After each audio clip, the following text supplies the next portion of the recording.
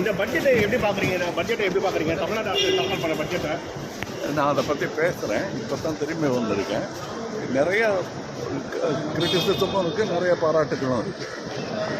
Sir, delimitation வந்து பார்த்தீங்கன்னா இப்போ ஒரு மணி தான் அது தேர்ந்தெடுத்துருக்காங்க. ஆனால் தற்போது வந்து பார்த்தீங்கன்னா காங்கிரஸோட திமுகவோட நிலைப்பாடை தெரிஞ்சிருக்காங்க. அந்த டீலிமிட்டேஷன் பற்றி அவங்க திமுக நிலைப்பாடை திமுக சொல்லுவாங்க. என்னுடைய நிலைப்பாடை நான் என்றைக்கும் சொல்லியாரு.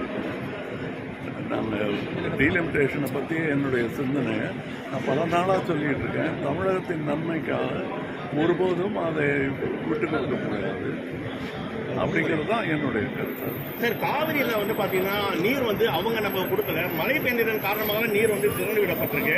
ஸோ இதே நிரம்பிட்டா இதை எஸ்சி கொடுத்த ட்ரிபியூனல் கொடுத்த அந்த அறிவுரைப்படி நம்ம நடந்துக்கிறது தான் நல்லது.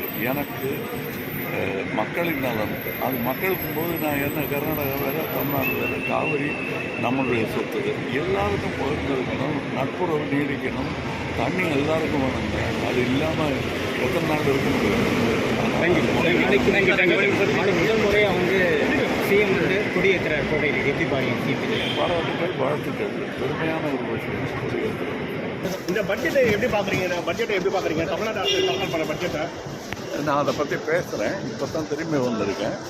நிறைய கிரிட்டிசிசமும் இருக்குது, நிறைய பாராட்டுகளும் இருக்குது. சார், டீலிமிட்டேஷன் வந்து பார்த்தீங்கன்னா இப்போ ஒரு மணி தான் அது தேர்ந்தெடுத்துருக்காங்க. ஆனால் தற்போது வந்து பார்த்தீங்கன்னா காங்கிரஸோட திமுகவோட நிலைப்பாடை தெரிஞ்சிருக்காங்க. அந்த டீலிமிட்டேஷன் பற்றி அவங்க திமுக நிலைப்பாடை திமுக சொல்லுவாங்க. என்னுடைய நிலைப்பாடை நான் என்றைக்கும் சொல்லியாரு. நான் டீலிமிட்டேஷனை பற்றி என்னுடைய சிந்தனையை நான் பல நாளாக சொல்லிகிட்டு இருக்கேன். தமிழகத்தின் நன்மைக்காக ஒருபோதும் அதை விட்டு கொடுக்க முடியாது அப்படிங்கிறது தான் என்னுடைய கருத்து. சார், காவிரியில் வந்து பார்த்தீங்கன்னா நீர் வந்து அவங்க நம்ம கொடுக்கல, மழை பெய்ததன் காரணமாக நீர் வந்து திறந்து விடப்பட்டிருக்கு.